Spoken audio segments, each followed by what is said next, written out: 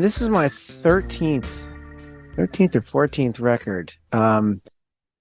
Yeah, and it's funny, like, though there's been several before this, it's literally different every time a record comes out. In particular, for maybe the last 12 to 15 years, it just seems like what is required to try and successfully put out a record is, it's just different obligations every time. The things that you had to do the previous release now no longer work, or those things are out of business, or have gone the way of MySpace or what have you. And now all the videos have to be the long way up instead of landscape, and it's hard to keep up with. Thankfully, I have a small team of people here to kind of keep me in the loop and let me know what's important and what's not. Sure. And I hate to break it to you, but MySpace was like 20 years ago now.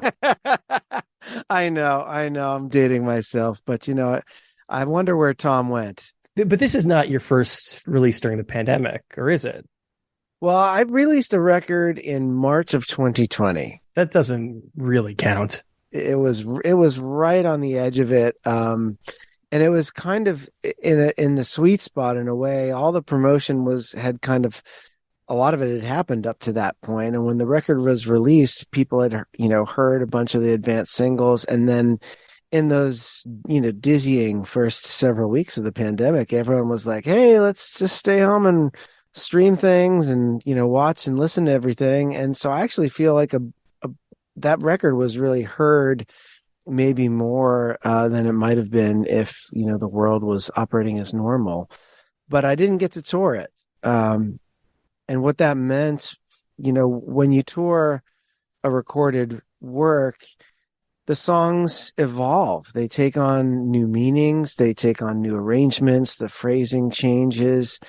They really become almost kind of collaborative, nightly, kind of happenings with the audience, right? And the venue and how you're feeling. It all kind of combines to make this living, breathing thing out of the song. And that is just a magical part of the whole process for me. I love that. And to be cut off from that was deeply unmooring for me. I wasn't prepared for that. I mean, it was bad enough when all the gigs went away, just from an economic perspective, but to be cut off from sharing the songs with people live and being able to kind of see them, that really was like the final step in the circuit for me. And it felt like something had really been interrupted with that. I like this idea of music, of songs sort of taking on a second life after they're on record. And, certainly the interchange with the audience is a big part of that. But that also factors in quite a bit before they actually go down on record, right? I mean, there's a sense in which you're really working through them in front of an audience, and they're evolving before you ever get them down. Absolutely. Yep. That happens too. Yeah, that's it. For some reason, the process feels different to me, that the pre-evolution, the pre-recording evolution than the post-recording evolution. I actually never really thought about that before, because you're right. You do tend to perform them, a bunch before you actually take them into the studio, so that you can head into the studio actually, having learned them. Because for an artist like me, when I recorded Blindsided, which was the record in 2020, I had like 4 days in the studio, which was luxurious for me. That was probably twice as long as I normally had. And I'm getting everybody in the studio and I'm hitting record, and we're capturing that moment of everybody playing the song simultaneously, because that's really what there's a budget to do. There's not really a budget, frankly, to camp out in a studio for a month and have the drummer lay down his parts and then, effectively recording live in the studio. Yeah. And that was very different from the way that I ended up recording Lay Your Darkness Down, which is this record that's coming out, which was done during the pandemic, when I had nothing but time and just me. So there was no drummer to play with. If I wanted to hear something, I had to play it myself. It's a double-edged sword though, right? Having all the time in the world. It's like it's that Twilight Zone where the guy steps on his glasses at the end as if it meant time to read his books. Yeah, in my case, it was really a necessity. In the past I had been very nervous about spending too much time overthinking anything in the studio, right? It was all about, the absence of conscious thought. Let's just, do some preparation ahead of time, like we were talking about, and then but when we're in the studio, we're not thinking about anything. But this time, I had to make the record in a different way because I needed to prove to myself that I could do it alone, not just because it was a pandemic, but because I had been recently diagnosed with a degenerative eye disease called retinitis pigmentosa. And that happened in the fall of 2020. And in the aftermath of that, I, kind of descended pretty quickly into, catastrophic thinking, retinitis pigmentosa, RP, you start losing your peripheral vision and your night vision, and then it progresses over an unpredictable timeline to legal blindness, some cases even worse. And so I thought, okay, I've got RP. I'm going to be housebound. Like, I'm not going to be able to go to a strange recording studio, across the country and navigate a cramped room filled with expensive gear. Like, how am I gonna do my job? Like, You're saying that with regard to the immediate record? I mean, because it sounds like, I mean, obviously it's a horrible thing to go through, but it sounds like you would at very least have some time left before while you've still got all those faculties. I do, yeah, but that's the shock of the diagnosis kind of sent me into this overcorrection, where it was like, I just want to envision and try and figure out a way to control for the worst case, scenario now, so that it won't sideline me and, really, I rob it of its power, essentially. Um, so I came down here to the basement and I started trying to figure out how one makes a recording that sounds like music, that doesn't just sound like someone stiffly overdubbing to themselves over and over again. And in that pursuit, the production style of Jeff Lynne was a real guiding light, because as I understand it, that's the way that he records.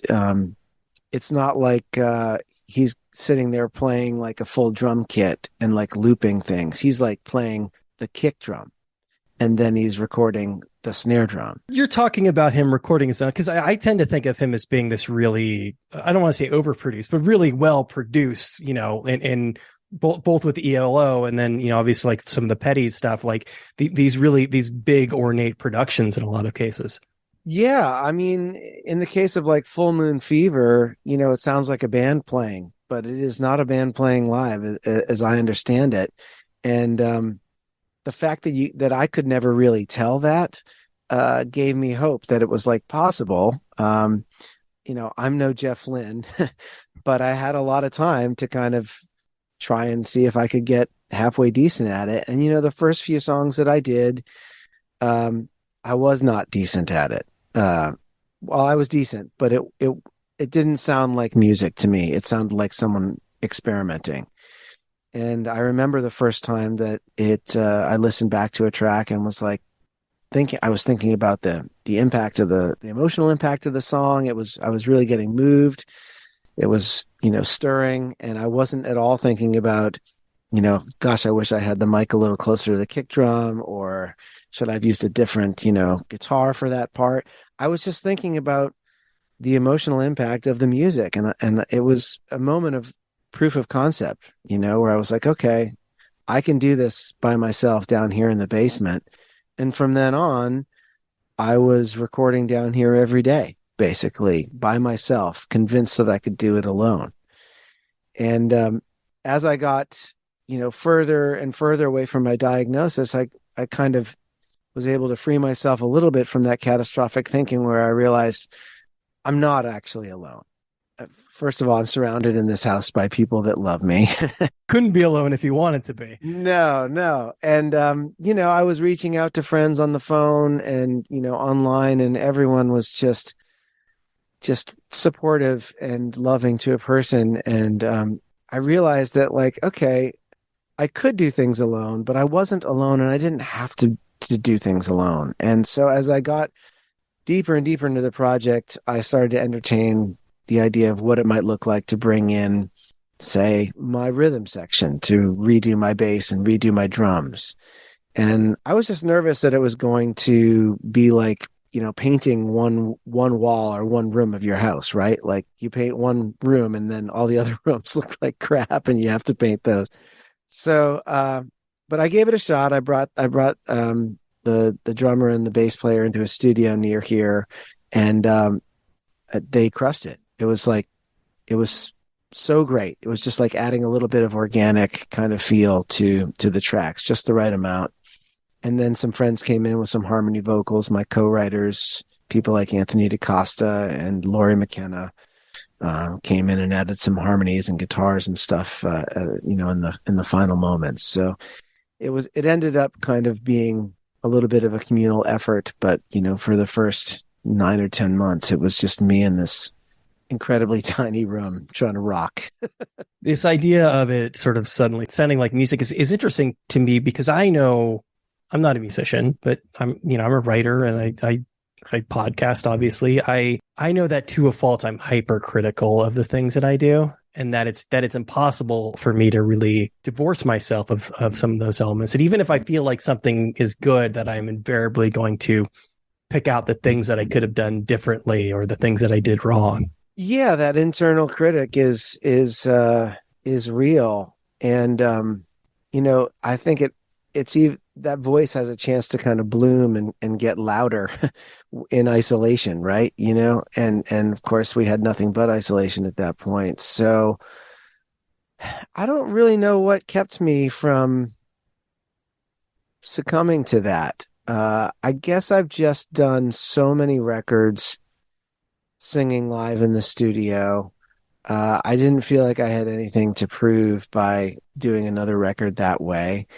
And again, some of my favorite producers, Jeff Lynne, John Leventhal, these are guys that are not, they've done live performances, I imagine, in the studio, but they're kind of known for not working that way. And I love their records. So I just thought, I got to be able to figure this out. I hate to make it sound like I'm comparing myself to them, but I knew it was possible, and I thought, like, okay, I've done this a few times now. Like, maybe we can figure out a new way for me to approach it. Sure, doing so in a certain sense with dramatically fewer resources. I mean, I assume that anything that Jeff Lynne was producing in the 80s, certainly, like, we're talking like millions of dollar budgets there. But inversely, just so many tools available to you now that just, like, absolutely, even with the highest budget in the world, weren't available to you 40 years ago. Yeah, I only have 2 channels here, which is not a lot.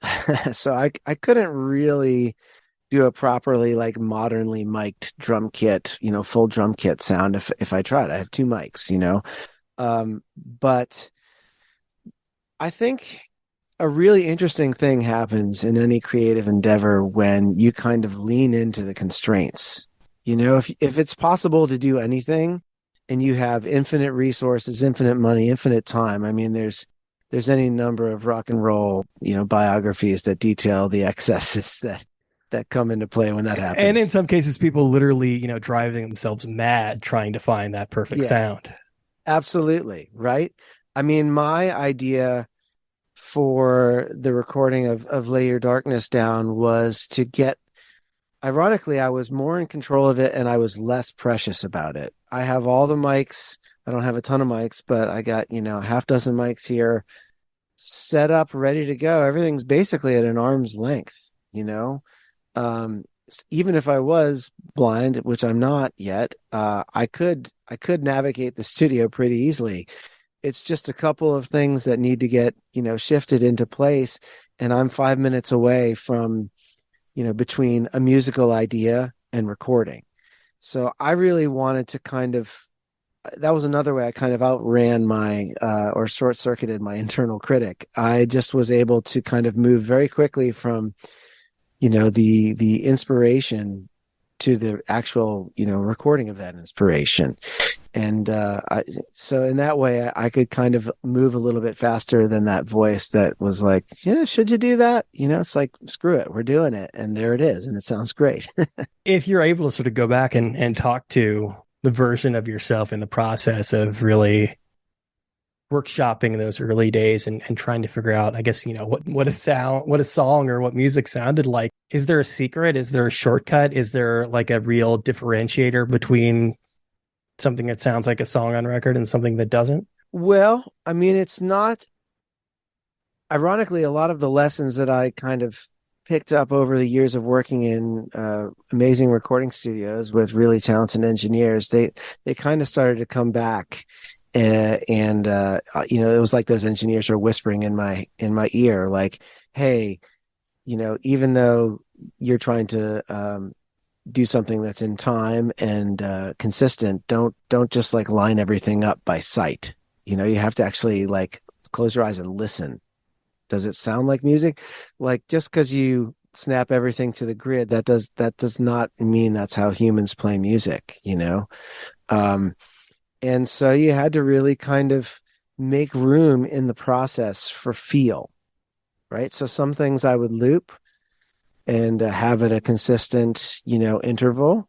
Some things, like the kick drum, I would loop usually, but some things like the hi-hat would kind of play, in and around the beat. Sometimes I'd be on top of the beat. Sometimes I would be behind the beat. Sometimes it'd be right on it miraculously.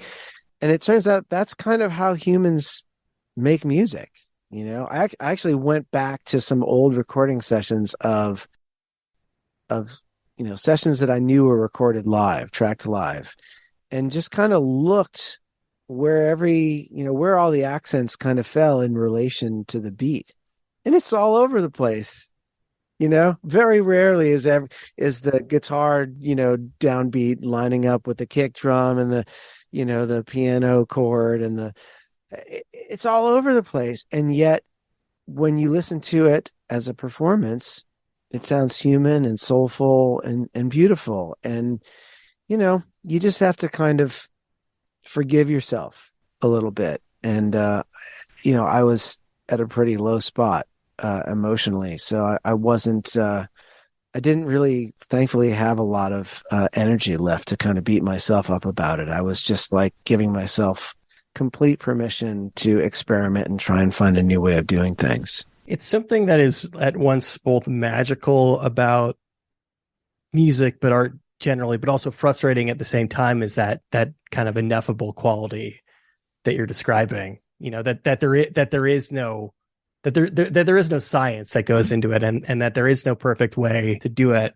That's partially liberating, but at the same time, like, can be incredibly frustrating because it's really hard to nail down why something works. Yeah. I mean, for me, the recording process became like this spiritual practice in a way.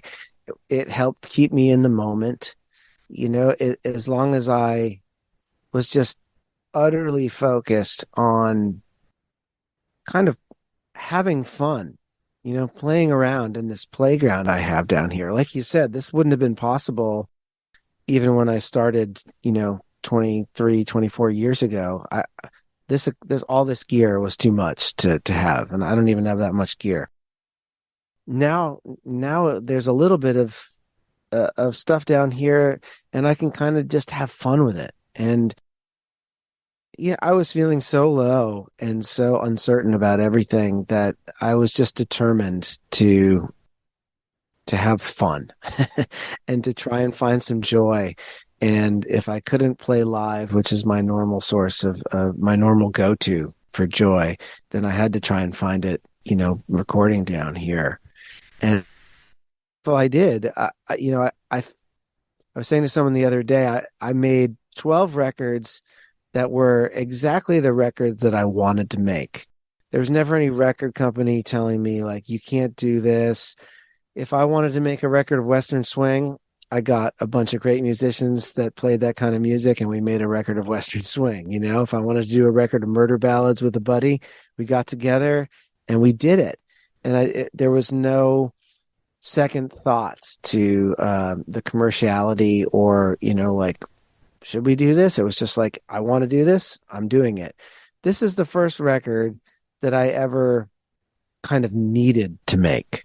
And I needed to make it in this way. I needed to clearly needed to prove something to myself that while I was grieving one version of what I thought my life was going to be, that I didn't have to grieve everything. That not everything was needed to change per se. That music was still possible, and I needed to prove that to myself by being able to do it independently, completely independently. And I think it was a big part of the start of the healing process. I won't say that I'm like doing amazing all the time. I'm not, but I'm clearly oriented in a more positive and hopeful direction than I was in the days after my diagnosis. Honestly, I think part of the healing process is the acknowledgement that you'll never fully be healed, and that there will always be moments where it is difficult, and accepting that. Yeah, absolutely. And, I think when you get a diagnosis like this, and it doesn't have to be, it can be any number of things, but it kind of clues you in to the reality that it was always tenuous. It was always just kind of like a miracle that anything really works, You mean your health, or? Yeah, I mean, kind of the world. Like, how do we drive on a highway and not, like have wrecks all the time? Like, how do cells work? I mean, it's amazing. All these little different. You're on the way to writing a "They Might Be Giants" song. Yeah, right. I know, right? Well, there's a song on the record called "Sense of Wonder" that kind of explores this just sheer awe with the world, and kind of not really taking it for granted, and I think I took my sight for granted. I was always going to have it, and because of that I was always going to live a certain kind of life. And once I kind of realized that I was slowly losing it, um I really grieved the life that I thought I was going to have for a while, but then it gradually dawned on me that, like, that life that I thought I was going to have was never a given. It's not a give. Nothing's really a given for any of us. And that's a hard reality to confront. Sometimes you have to just put that aside to just get through your day. Otherwise, no one would really ever want to cross a street. But it did help inform, my process for this record. It helped me kind of sit with the vulnerability a little bit more comfortably. What does it mean to not take it for granted? Well, I mean, it sounds corny, but there's a song on the record called "You're Gonna Want to Remember This." And of course, you can't really remember what you weren't paying attention to at one point in time, right? And I find myself constantly surrounded by images or sights that I am sure that someday I'm not going to be able to see. And I constantly tell myself, like, remember this, like, look at that, look at the way the light is leaving the sky.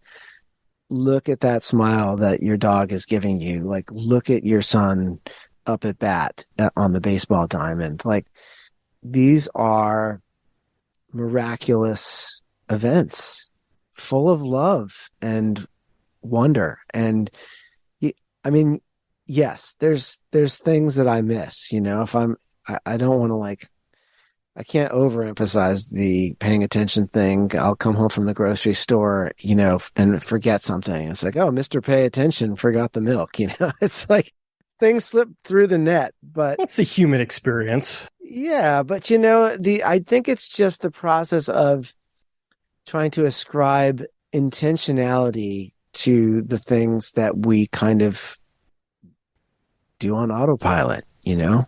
Obviously, like a buzz phrase right now, but you're talking about mindfulness. Yeah, I am, which, I'd like to say, oh, I have this, meditation practice. And I tried that in the pandemic. I did it for a while. It helped, but it didn't stick.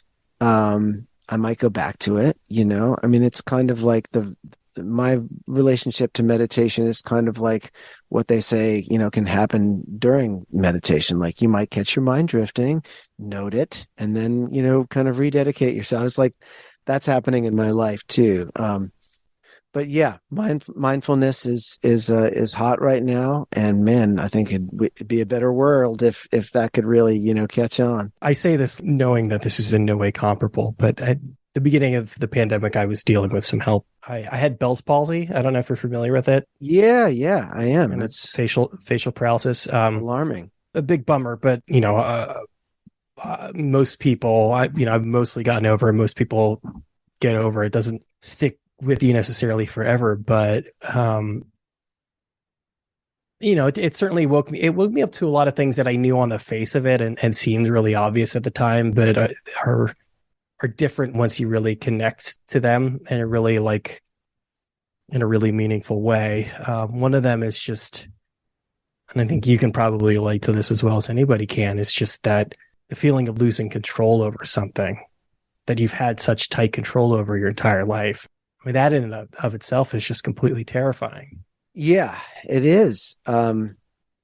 Again, sometimes you lose control over something and it dawns on you, what folly thinking that you had control over it in the first place. In a very limited way, you did. Sure. Certainly, like in my specific case, like I could move my facial muscles and then one day I suddenly couldn't. And it's so frustrating that there's just some disconnect there. There's just some reason why things all of a sudden aren't working out the way that they used to. And that, like, I've been a fairly healthy person my entire life. I don't know if you're the same, but, I haven't had any major health issues. And you hear about people going through health issues and you're able to be sympathetic and you're probably able to be empathetic toward it. But like, it's a very different experience when you're finally confronted with it yourself. And when, you've got people in your life to help out with it, but there are some very real ways in which like you kind of are alone on that journey. Yeah. Well said. I mean, I wish we didn't have to walk a mile in someone else's shoes to kind of, really feel their situation and kind of, have empathy and compassion for them. But, I think sometimes you do, or sometimes you do to at least be even better at that process. One of the things that I've had trouble with, and it's a simple thing, but I have always joked about how much I love playing catch with my boys, like baseball, football, whatever. When we were looking for our house, it was like I would always be like, we can't play catch in the backyard. It's not big enough. We got to find a better place, and we need 100 yards at the backyard. Yeah, and we have it. We have this wonderful yard out there, but it's very shady, and on a summer day, there's a lot of like filtered light through the trees, a lot of dappling going on, and I have a really hard time playing catch with my sons. So that's already something that right now that the distinction between light and dark is already difficult. Yeah, it's it is. It's so difficult that I don't drive at night anymore. And I have pretty good vision in daylight conditions with my glasses on, but the kind of sinister thing about RP and the night blindness is just how contextual it is. So I could be fine driving during the day, and I still do drive during the day a lot of the time. But if I turn down a tree-lined street, or if I'm on a route that I don't know has a tunnel, and I have to go down into the tunnel, and the tunnel isn't lit well enough, all of a sudden I'm in trouble. That's real physical danger. Yeah, and not just for me. I mean, God forbid I hurt someone else, you know. I mean, I couldn't live with myself. So I do have to really think about that sort of thing, you know, a lot more than I once did. But, you know, that loss of just being able to go out in the backyard and throw the ball around and talk about things, you know, trick the boys into talking about things they might not want to talk about, you know, if they weren't, you know, busy, you know, doing something else. Such as, Well, you know, if you're just like riding in a car with teenagers, it's kind of hard to get them to talk about anything, right? you're not talking necessarily like super deep conversations, but just engaging with them No, on any yeah, level. just engaging. Yeah, you know, it's that kind of thing. I don't even know how we got on this topic, but that kind of thing is a real loss that I feel, and I don't really quite know what to do with that other than just to try and find different ways to engage. You know, I guess that's something we always have to do, but you know, I've definitely seen a hard stop with some of the things that I used to, you know, think, well, this is what I do, you know, I can't do it anymore, you know, and it is what it is. One of the other main things for me personally that came out of all of this, and you alluded to this a little bit before, was I've had periods in my life that I've gone through depression before, certainly, you know, often tied to something external. Probably only once before 2020 had I ever gone through like what felt like a real deep depression. Happened again, you know, obviously like health stuff, but also just the pandemic and everything, you know, everything else. Like things compile pretty quickly. And then things also spiral pretty quickly when it comes to depression. I mean, I know that for me, a lot of that depression that I was going through in 2020 was, do you know the term anhedonia? Yes, I do, but I'm blanking right now. It's a symptom of depression, of severe Like you depression. can't feel pleasure, right? Is that it? Yeah, Yeah. it's, well, specifically the things that you enjoyed, you can't anymore. So like for me, that was music. It's music with a lot of people. Like there was just a long stretch where I couldn't listen to music, and I kind of had to wean myself back into it. Depression spirals so quickly. I can't imagine that. I mean, I have felt depression in the past. It's anxiety is probably more my Oh yeah, no, I got that my too. challenge. but that's more of an ongoing thing for me. This Yeah, was a yeah, little yeah. more Episodic. Yeah, circumstantial. Yeah. yeah. That's. I mean, I do have experience with others in my life with depression, and it's an insidious thing. But I mean, you said you were obviously and understandably that you were going through a depressive period. Yeah, clearly. And you know, I kind of got help for it. I mean, I definitely, you know, was trying meditation. I wasn't exercising at the time because of the pandemic, but I started exercising again, and that helped a little bit. The meditation helped a little bit, but you know, ultimately, this was the this convergence of context and what was going on in my life. You know, kind of finally drove me to actual professional therapy, and man, what a gift that was. It's that did and does really help, kind of with the acute periods, and kind of helps, you know, with kind of maintaining you know, just maintaining mental health. It's like exercising your emotions therapy. Knowing what you know and having not only gone through the process of, I guess, processing this, but also, you know, speaking to professional, is there any advice that you feel like you could have given to yourself in those first couple of days or weeks that would have been useful? Well, I don't know. I mean, I think the catastrophic thinking, you know, just kind of immediately gaming out Worst case to the scenario. worst case scenario. I mean, I think that's a normal response to emotional trauma. And I don't know if it would have helped to say like what you're feeling right now is normal and it won't always feel this way. But you're absolutely feeling it right now, and that is a normal thing. it felt like a fundamental change at the time. It felt like it was one way, and now all of a sudden it is this way irrevocably.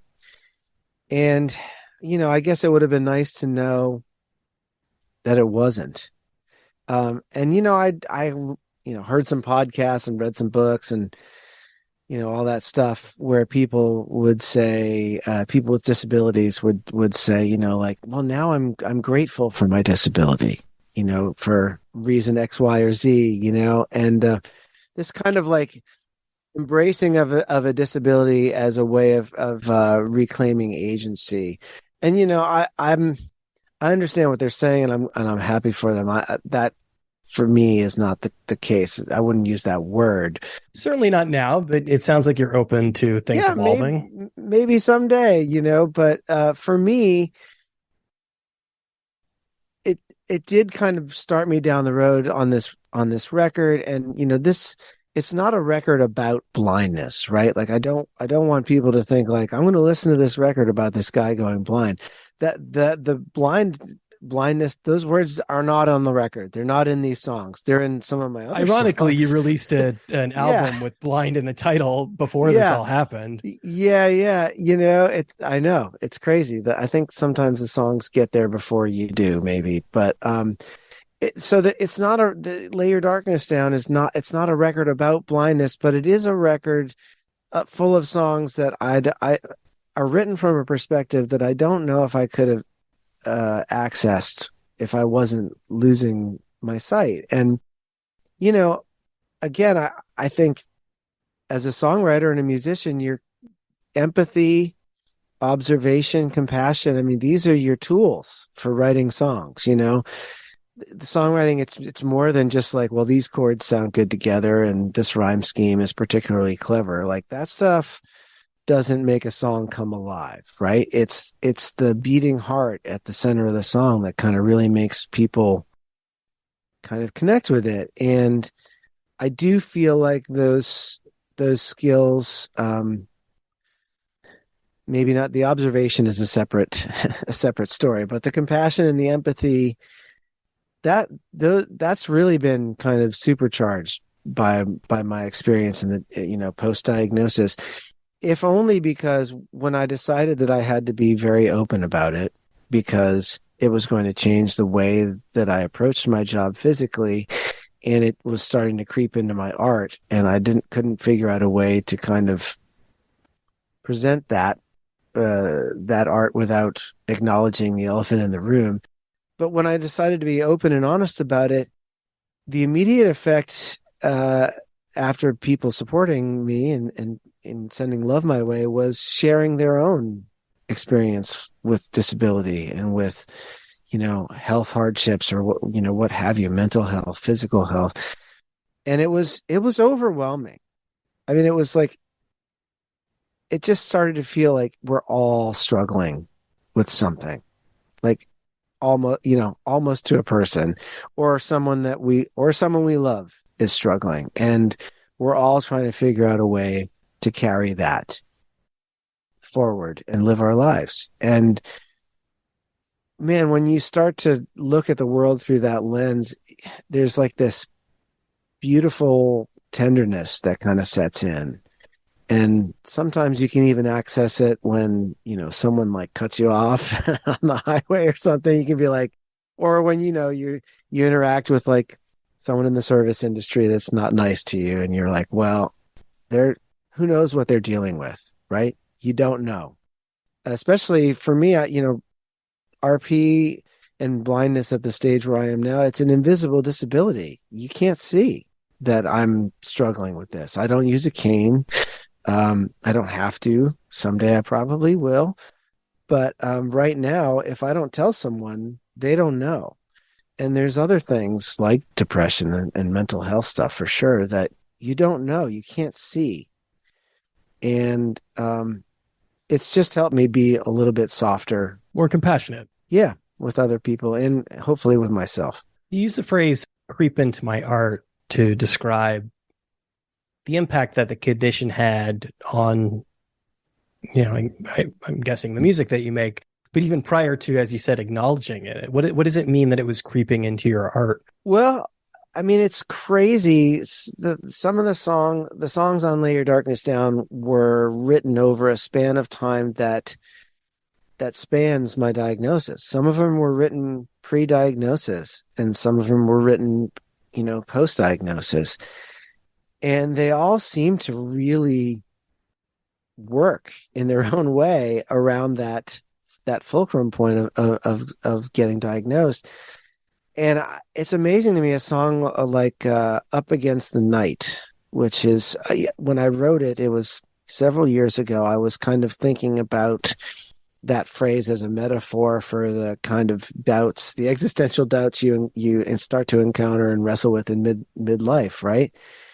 And then cut to being diagnosed with RP and having intense night blindness and getting really anxious. And after I was diagnosed, as the sun went down, I would get short with people. I would get nervous and anxious about, like, well, I have to do this. Once the sun goes down, I need to be where I'm safe. Where are all my loved ones? Are they safe? Because I can't go and get them once the sun goes down. I was just really lost in that, and I felt like I was like literally up against the night. So here I was like writing a metaphor, and now I'm like living it literally. And I had no idea at the time when I wrote that song that it would change meanings for me like that. So I don't know, sometimes the songs seem to get there before my conscious thought does. And then also, of course, a lot of the loss that I was feeling and the grief that I was feeling over the effects of the pandemic on my career, it already kind of oriented me, in the mindset of loss and grieving. And then when I got my RP diagnosis, I was like, all right, well, we'll just add it to the pile. And in some ways that was helpful. I am grateful that I was diagnosed when I was, because I didn't get my diagnosis and then have to go out on the road that weekend. I had time to process it, and we really had time to kind of go through kind of some of the less pretty parts of the grief process. And we tend to forget this because of like how existential the pandemic has felt, that things were kind of bad before that, that it's really just like, even before all that happened, it was already a rough few years. So there's already a ton of stuff to process prior to the pandemic, and then prior to you dealing with your own health issues. Absolutely. I mean, this is kind of what I was getting at before, where you have these events or these moments where the veil is lifted and you realize, like, oh, it's kind of always been thus. I just carried on, merrily. We're evolved to compartmentalize. Sure. It was an evolutionary strategy at one point. It sometimes still is.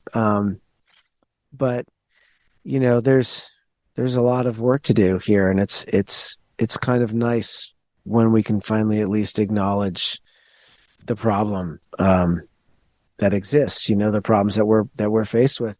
When I was on stage, kind of doing these outdoor distance performances during the pandemic, I had this little spiel, where I was like, now we can kind of realize that, what always seemed like normal wasn't really normal for everybody. And what always seemed to work never really probably worked for everybody. And, in that ways, it's kind of nice to be able to call things by their own name and then be able to go about the hard work of trying to make them better for everybody. You described the process of putting the studio together and effectively like teaching yourself how to produce and relearning to record as having fun, as learning to have fun with the process. But how is it possible to have fun? How is it possible to deal with the subject matter that you're dealing with and not just completely wallow in it? I think when I was down here in the studio recording by myself, I I just was really leaning into the notion that I was making a document that I would then somehow be able to take out into the world or send out into the world, and people would be able to interact with it.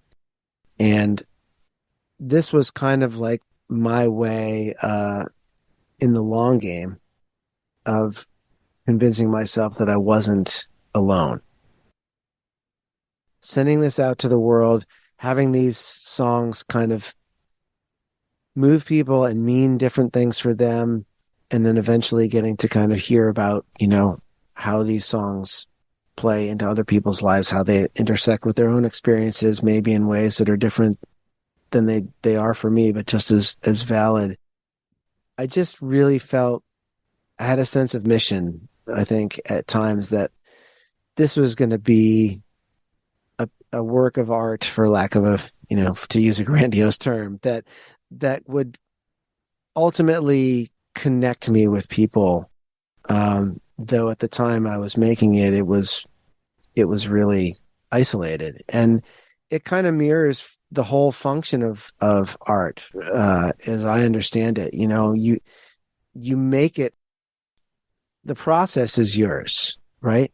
And the recording process was my journey and was mine, and I came to really love that process. But the product, I was really hoping was for everybody. And I've been sitting on the product for a long time, and I've been really waiting with bated breath to kind of share it with everybody. And I'm so excited that it's going to come out, and hopefully it helps people. Hopefully it continues to help me, in new ways, sharing it with folks. So I'm relieved normally I kind of grieve the end of the process because it's like the end of the part that's for me. But, this one I'm just so eager to share. And I feel like there's new things coming because of that process. And I'm really excited about it.